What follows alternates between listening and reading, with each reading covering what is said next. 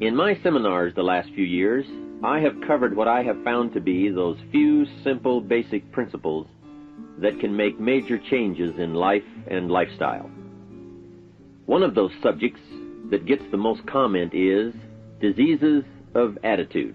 And out of that subject, worry and how to kick the worry habit have caused the most questions. So in this brief visit with you, let me give you my best look at worry, how to recognize it and define it, and what to do about it. And hopefully, these ideas will give you a good chance for confidence over worry.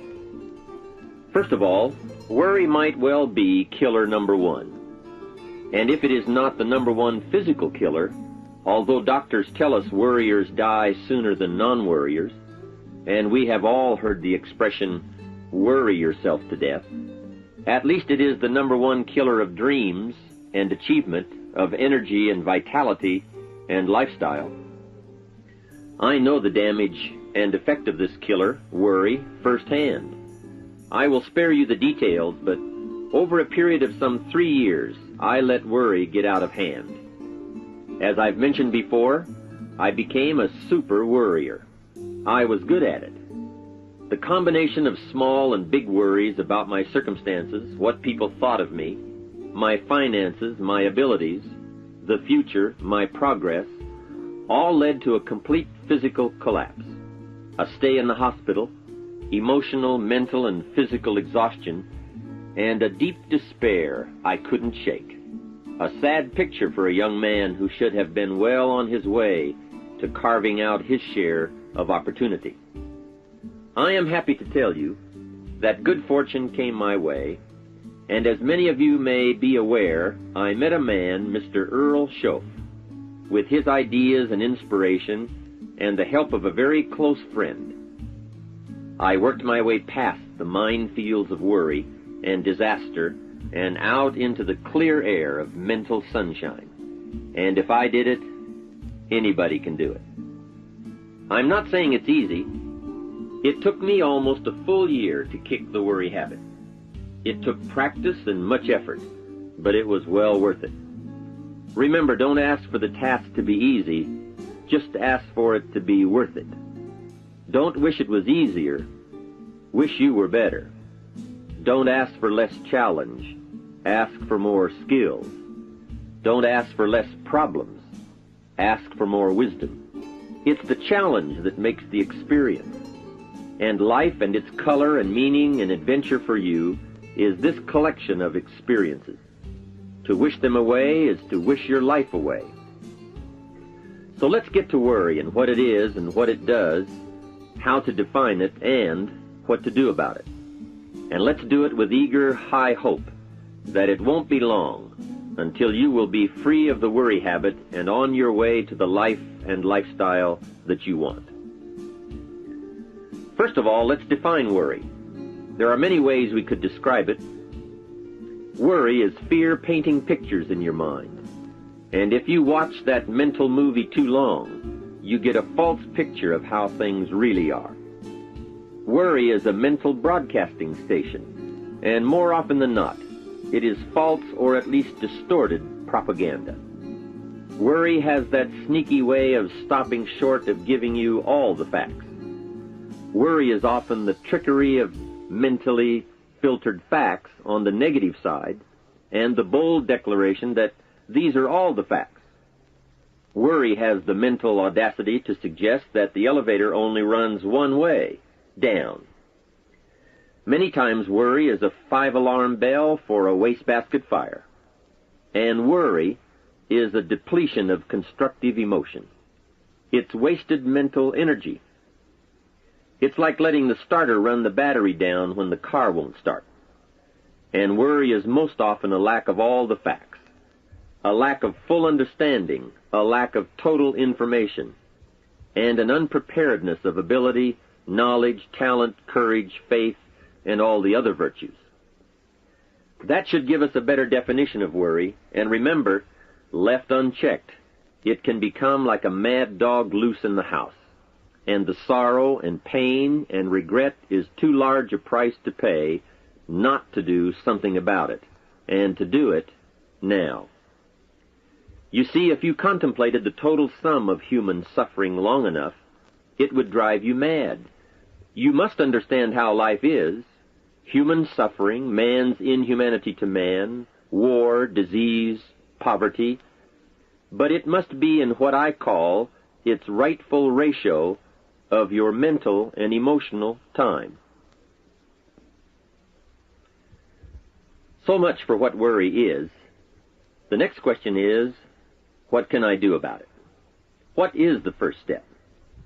My best advice on this is to first recognize worry for what it is, admit what it does, and then decide you now want to be free. It first starts with decision on your part. And may I add, well, you should decide. Why let worry continue to take money out of your pocket and bank account? Why let worry any longer keep you from becoming all you can be? Why let it rob you of better friendships, better business, better profits, better results, better communication, better family relations? Why impose your worry on others any longer? It's a burden you can get rid of and a monkey you can get off your back. Why not be rid of those sinking, nagging feelings that all is not going to be well, that you can't do it, that it won't work out for the best? Worry is undue concern that takes up too much of your mental and emotional time. Now, we must all be concerned. Hey, life is no joke except to the jokers. Life and how to live it is a serious matter. It is risky, full of peril, and there are constant threats to the good we want and to the pursuit of happiness.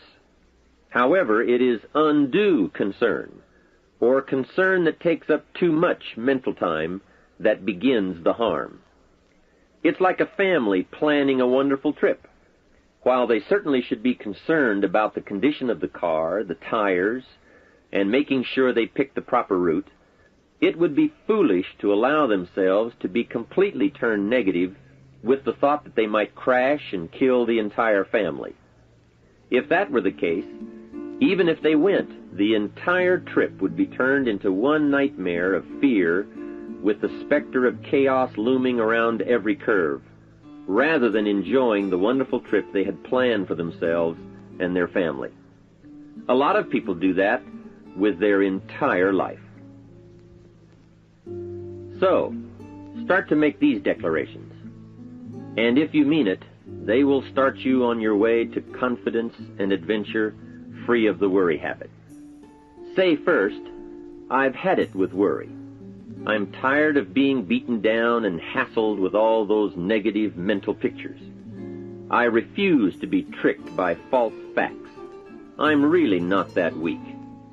Never again do I want those sick feelings inside, those mental false alarms. I'm tired of the drain on my resources. I'm tired of the embarrassment of the lack of confidence. I don't want people, especially my family, to see me in this state anymore. I've got more to offer. I refuse to let my life be short-circuited any longer by letting my mind run wild with a distorted view of the facts, whether I bring it up or if it comes from someone else. Prove it to yourself. Think back over all the things that you worried about, all the fantastic, catastrophic events that your well-meaning advisors had told you were going to happen. Be pleased that none of them ever happened to you, or else you would not be alive today. 90% of the things you worry about never happen anyway. All of us have had these well-meaning advisors who want to appear larger in the eyes of those they wish to advise, and who immediately rear back and describe every single bad option they can think of that might possibly happen. By the time they have finished, the one who has come for some confidence and some help wonders why he even bothers to live anymore. And the fact is, those things are never really going to happen anyway. Bring to question now what your mind tells you or what others tell you, and pledge not to go for false alarms. I've had it is a good beginning. This first step will start you arguing with your worry thoughts. Soon you will start to examine your fears and worries to see if they are valid, and you won't let your mind play those mental tricks any longer. It is possible to destroy any emotion you have, including worry and fear, by a very simple process, and that is, analyze it to death. Drag it out on the table and look at it. Weigh it against all of your past experiences. Make sure this one can stand against all the past facts you have. You will now start to use worry instead of letting worry use you. It's a beginning, being in control instead of out of control. You will now let concern and the first signs of worry prompt you to learn, ask questions, and look at all sides in order to evaluate true, positive, constructive action. Now you can say, I will let fear advise me of the facts, but I won't let fear tell me these are all the facts. Nor will I let fear determine my reaction to the facts.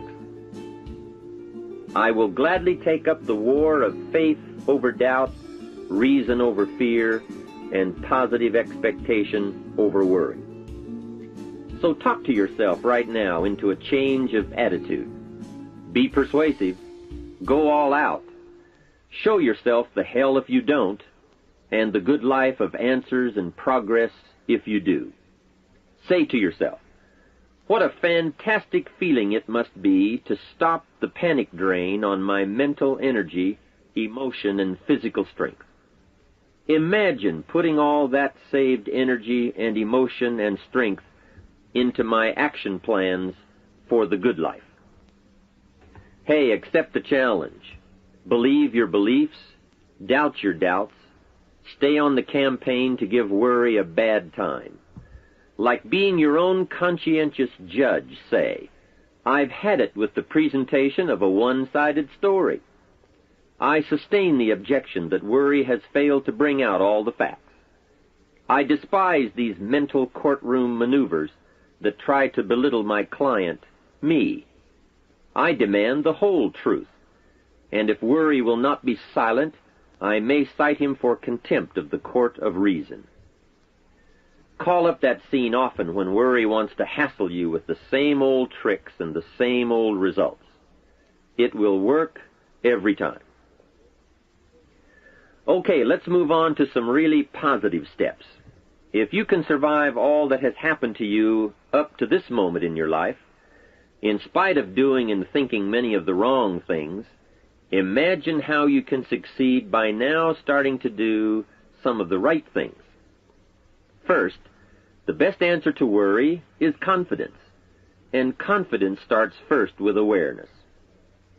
Here is one of the most important lessons in life to learn. Life and business is like the changing seasons, and the real challenge of life is to learn how to handle the winter and take advantage of the spring. In short, that's it. You see, winter always comes, but so does the spring. Night follows day, but also day follows night. Sure, the tide goes out, but it always comes in. Opportunity follows difficulty as surely as difficulty follows opportunity. I have written and recorded much on how to take advantage of the spring, how to cash in on life's opportunities, work hard all summer, learn more ways to plant and protect what you invest, and to reap in the fall without complaint, knowing it's your harvest and you've reaped what you've sown. For this subject, however, let's talk about how to handle the winters, those times when worry, like winter, takes its heavy toll. So, we tell it like it is. Winter always comes. So does the night. Some happenings in our life will always be a cause for concern, and sometimes concern turns to worry, and worry turns to fear. But remember, that is to be expected. Each day, each event, each season brings both expected and unexpected challenges that we must think about and make decisions on. Life is like a stream that flows continuously. The better we understand that, the better chance we have to produce good results out of all of our challenges. May I suggest something to you? I have a friend who is an avid skier. You know something? He can only ski in the wintertime. You can only hunt the elk when the snow falls in the high mountains and drives them down. That's called wintertime. You see, it's all right if it's 12 below. Just be prepared for the winter. And here is a good thought. A full, well-developed human being will find a way to take advantage of the winter, not just handle it. The big challenge is to make something out of each opportunity.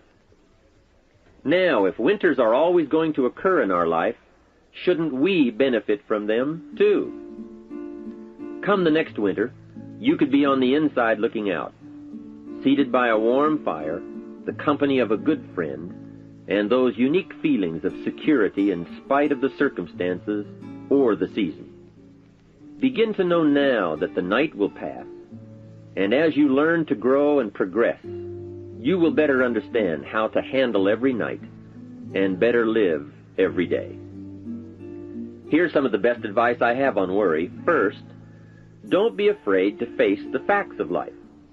It is not negative to understand that the winters always come. Don't be faked out. Don't clip the word impossible out of the dictionary. Sure, the Bible says all things are possible, but I don't really understand all that means. My daughters ask me, have you ever tried putting toothpaste back in the tube? Don't say I don't want to hear the problem. I don't want to see the difficulty. Don't show me the weeds. Don't say anything negative. Only see the positive. That's foolish. There is a thin line between positive thinking and kidding yourself. And remember, there's also a thin line between faith and folly. Here is the key. Humans have the unique ability to see it as it is, and they also have the ability to see it better than it is. One is called fact, the other is called faith. Faith you develop, facts you acquire. The facts you acquire are essential. It's like belief. You constantly must find facts to support your belief. Faith says, I will move mountains. It doesn't say, I will move mountains if someone gives me a bulldozer. I'll move a mountain if they will build me a road up there, if the weather's nice, if they give me a shovel. Faith just says, I will move mountains. Faith doesn't ask for a result to prove its existence. Faith is because it is. And remember, people die for faith. And some people give up everything they own, their life, for faith. Many years ago, over in Vietnam, a Buddhist monk did a very clever thing. He did the ultimate in political dissent. He burned himself to death. That toppled the government. That was faith. Totality begets totality. Here is a good prayer. Help me to see it as it is, and help me to see it better than it is, and then inspire me to act. Facts and faith and action. What a combination for personal progress. And action puts fear to flight. An Old Testament phrase says, watch the ants, you sluggard. Consider their ways and be wise. Not a bad suggestion. The study of ants. What do they do in the summer to prepare for the winter? That's a lesson in life and survival. Happiness, wealth, peace, security, success, safety, friendship, reward, results, and all human achievement comes from a growing ability to understand and handle the changing seasons. And so we come right back to the theme of our entire enterprise, self-development. Learn to work harder on yourself than anything else. The key to all success in economics or mental health is self-development. It will all change for the better when you change for the better. It's what you become that really counts. And you are the only variable. So a good statement is, you can't be all positive. You can't be all confident. You can't be all faith. But confidence and faith and courage and inspiration can dominate worry and fear. Physical and emotional forces are always at work, and something will win and conquer. Make sure you give yourself the best chance to get mental and emotional domination over all of your challenges. And here is one of the master keys to the good life: developing the intelligence and accepting the challenge of putting all of your emotional experience into their rightful ratio. Beginning this progress can bring about the most dramatic changes. You see, disappointment is like winter. It always comes. It is foolish to say, don't be disappointed. But you must learn to discipline your disappointment. If it dominates 51% of your time, you're in trouble. Continued heavy disappointment is like 12 months of winter, and 12 months of winter leaves very little alive. Use the guidelines of seasons to adjust to all the meaningful things that happen to you. So concern, fear, and disappointment, like many human emotions, serve a useful purpose as long as they are kept in their rightful ratio. Left unattended, the weeds take over. Disappointment rules. Worry breaks loose. Fear gets the upper hand, and doubt moves in. But managed, worked, given human action with will and knowledge and purpose, and gardens overcome weeds. Faith overcomes doubt, and confidence pushes worry into a small place. The second major key to mastering worry is to respond. Build up inside of you that heavy desire to be free, to get on with building your life and lifestyle. Too much is waiting to delay. Take a new look at your opportunities. Figure out new ways to seize them immediately and make them work for you. And here is the key. Bring a new dedication that you will master yourself with enough discipline to be more than qualified to do the present job and prepare yourself for the next move up.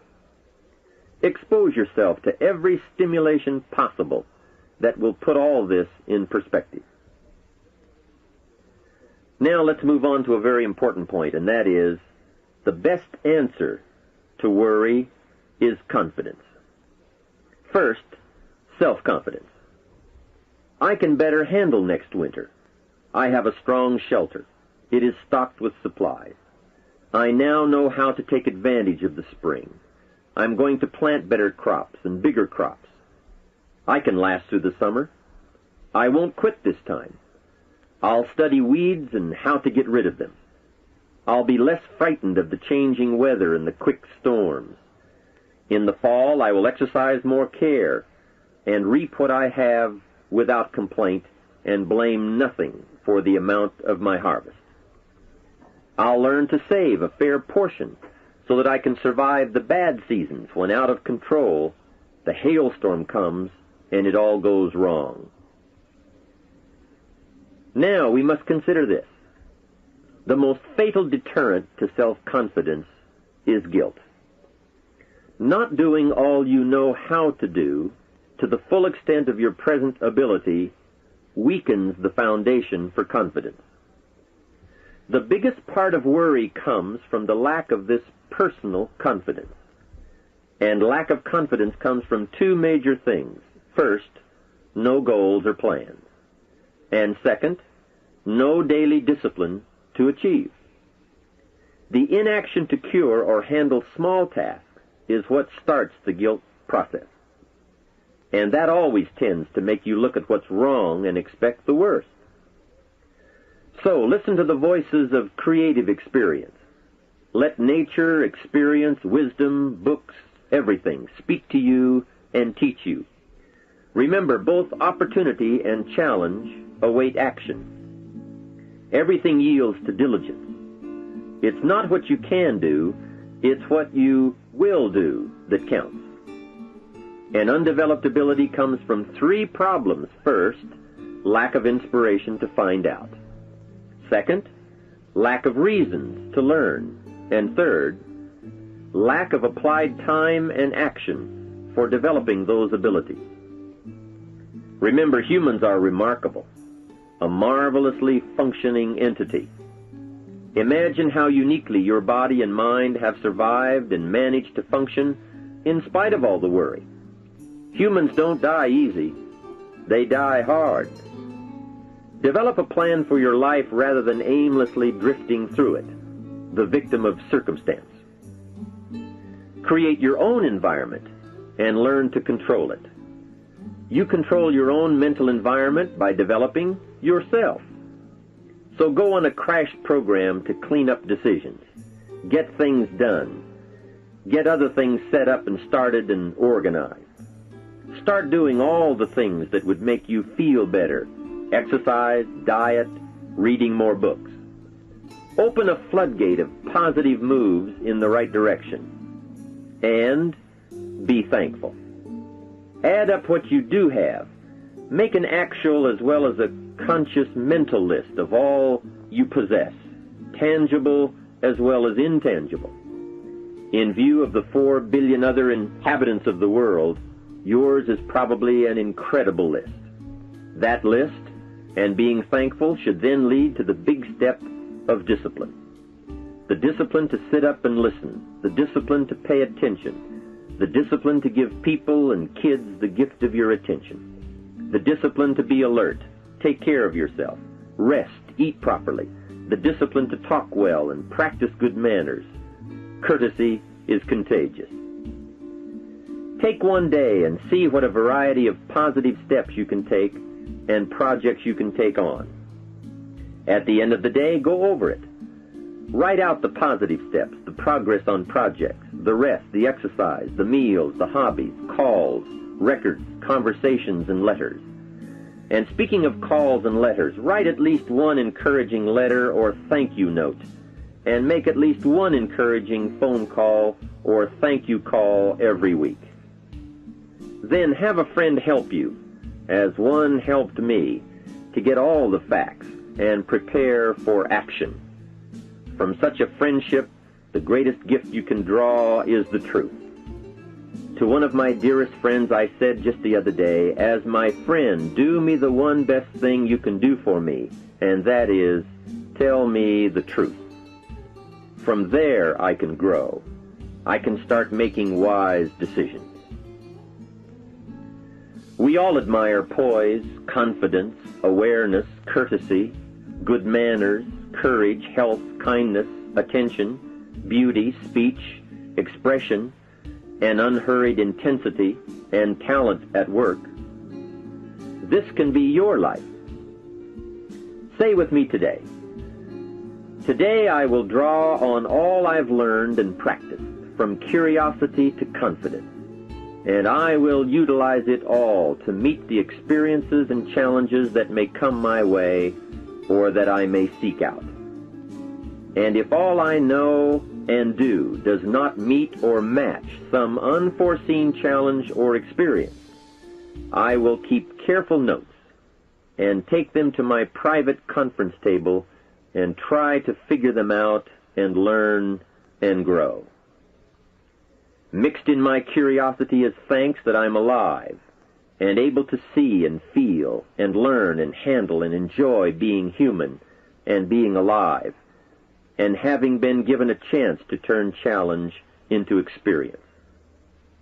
How great to have a mind to expand and a soul to nourish, to have hands that can feel, a heart that can experience, a mind that can inquire and learn, a soul that can soar, a body that can respond, to know love, sadness, hope, disappointment, accomplishment, failure, thrills, terror, appreciation, bafflement, wonder, awe, frustration, misery, confidence, courage, contentment, impatience, expectation, apprehension, fulfillment, music, sound, pictures, art, beauty, and harmony. To have all this happen to one is one thing. To know it is all happening is much more. I wish for you that you might develop a growing awareness of the world around you and your possibilities in it. Develop a sense of history and destiny, and be grateful for the opportunity that you have to participate in that grand endeavor. To sum it all up, first understand what worry is. You now know that it can be beneficial and destructive, depending on your awareness. Next, resolve to be free of the habit. That job is up to you, to work on yourself, to get the right attitude. Next, start the daily action of first cleaning up all your current situations. Remember, little achievements lead to confidence that conquers guilt. Then buy up every challenge to reach your goals. You can now handle it, the winter, the spring, the harvest. Bring a new zeal to every problem, to every fear, to every opportunity. The inspiration from it all and the immediate and future progress that will someday give you a view from the top of your goals, your adventure, and your achievements. In conclusion, let me give you one piece of poetry that sums up what a life of adventure should be like and how you should feel. You are now a seasoned warrior. You bear the scars of honorable battle. And here is where you stand today.